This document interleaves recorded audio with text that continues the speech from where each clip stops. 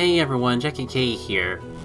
This particular video is going to be slightly different because normally I stream this on Twitch and edit it down for YouTube, but today I'm going to be recording off stream and editing, uploading directly to YouTube for reasons. Okay, let me just get the reasons out there.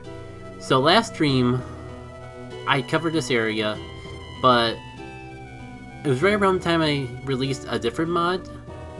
I just finished up a mod and I wanted to playtest / showcase it before releasing it.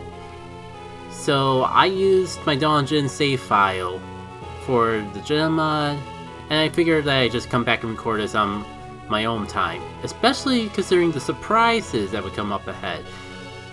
Figured people watching the stream didn't want to spoil them on that anyways, but since this is going to be a playthrough, you're only going to have to see eventually, so let's just say you're all in for quite the treat. As such, I will be showcasing everything from Emil to the top of the Mercury Lighthouse that's different from Dawn of Djinn from regular Golden Sun. Majority random encounters, other things will be cut out. By the way, did you know you don't have to move the snowman left? At least I thought that's how it worked. What the heck? Like, everyone made this big deal about the snowman glitch and... Oh, wait. What happened to Snowman's hat? But I thought the snowman glitch was you could move it to the right and it would go left anyways.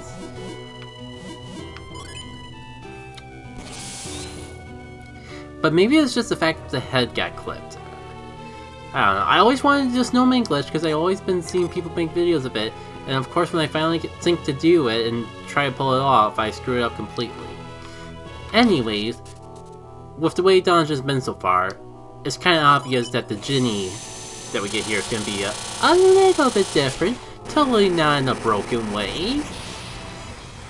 Marjorie Blanket has joined our cause. As you can see, Blanket is special because it's basically an early game mist. Honestly, if I had better control over when certain Jinnies could appear, you wouldn't be getting Blanket this early. So have fun with broken early game sleep abilities. Enjoy it while you can.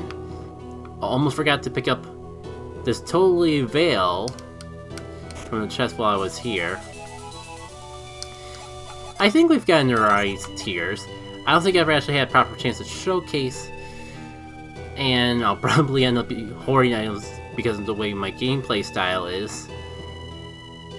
But yeah, to differentiate it from a potion, it recovers less HP, but it has a secondary effect of boosting your elemental resistance.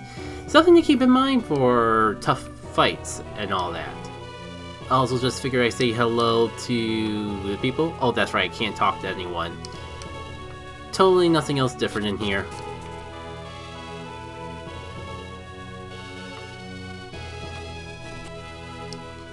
Oh, that's right. We need to come back here to trigger this scene. That's weird. I don't even think I talked to the elderly people this time. Is it really just any time you talk to the inn? Also, yeah. I'll explain that later. You know, as we're going through Mia's typical song and dance regarding synergy and all that, this might be a good time as any to explain what was up with the rain. You see, in Dawn of Djinn, in part of trying to condense synergies and create quality of life, Fly is a little bit different. It is now Divine Rain, which thankfully functions just the same as Ply, but also has the nice bonus of working as Douse, so you no longer have to mess around with synergy or have synergy items to have access to Douse. It is available on Mia no matter what. It's kind of a side effect. Why is in the Golden Sun randomizer that I based my mod off of, they built it in so, as you may have noticed with some of our other party members, they have synergy by default, like Garrett having Growth, which I modified into Sprout, along with a Void. I've been having Whirlwind, which I modified to Gus, despite the fact that he's not in his default class.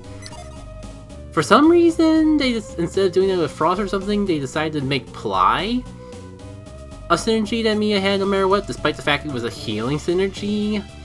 So instead, like, I reworked Ply as a... The technical side of it is that I put Ply in a new move slot, and reworked the original Ply to also function as Douse. It's kind of weird, but no, I'm not gonna get into that because then it gets too technical. Anyways, let's stop being around the bush. I want to kind of... Maybe a spoiler, mini-boss isn't exactly the best time to get this experimental, but I want to try something a little bit different.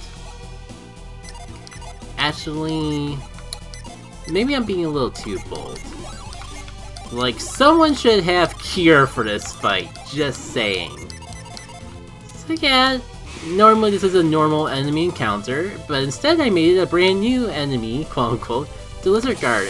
Don't worry, don't run into this toughie outside of battle normal, or like in random encounters. There's a weaker version specifically for random encounter fights. But I figure, since it's a scripted event that you have to fight anyways, that I make it a mini-boss. Then again, Blanket kinda breaks the mini-boss, but hey, just take the freebie and run with it. You'll have plenty of time to have a bad time later on in this dungeon. I guess. And I guess that's another reason why I felt that sleep wasn't as bad as some of the other status elements. Like, if I were to put the status elements in Golden Sun on a tier list of sorts, I'd probably go rank from least to most scary. I'd probably go along the lines of Delude, Sleep, Paralyzation, and Poison. And there's honestly a pretty big jump between Sleep and Paralyzation, if only because, as you saw in that fight, you can get knocked out. You can get knocked out of the Sleep element early by being attacked. It's not guaranteed, but it can happen. Meanwhile, when you're stunned / paralyzed, once that happens, you're stuck to being stunned for a few turns, and nothing you or an opponent does can fix that. Minus, you know, typical items and maybe abilities that we'll get shortly that snap you out status elements as a whole. Alright.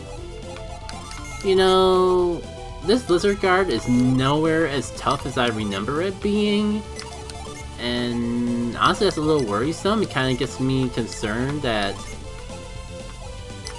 I'm gonna get caught off guard by something later on.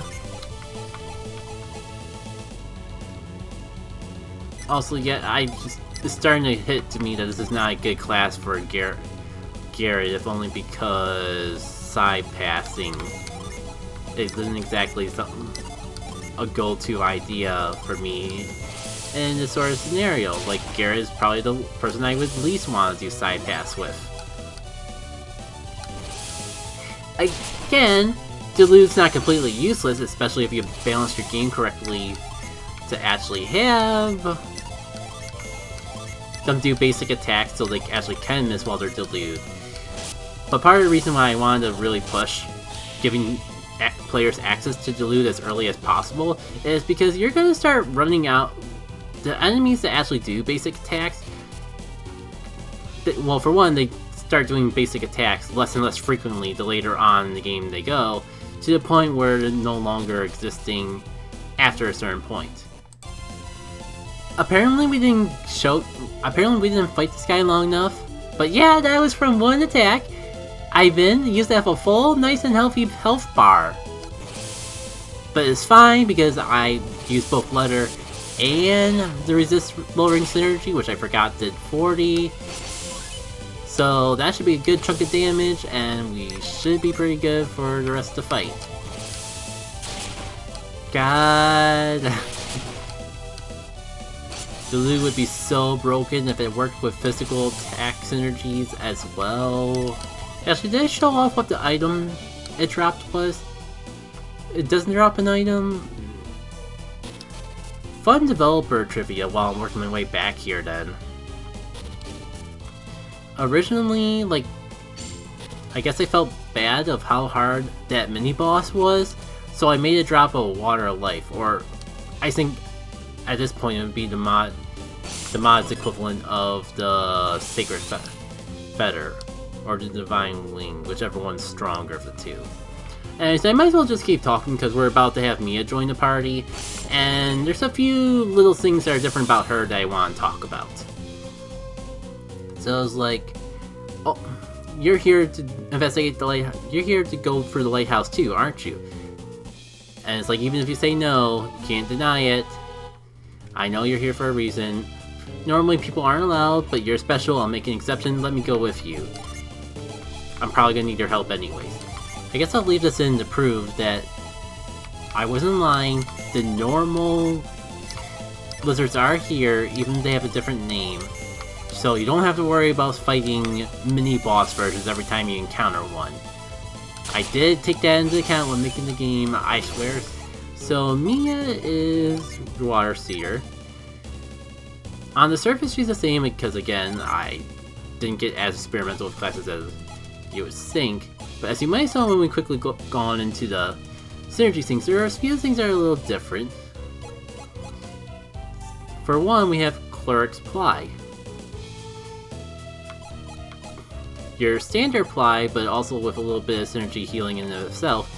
And here's Divine Rain.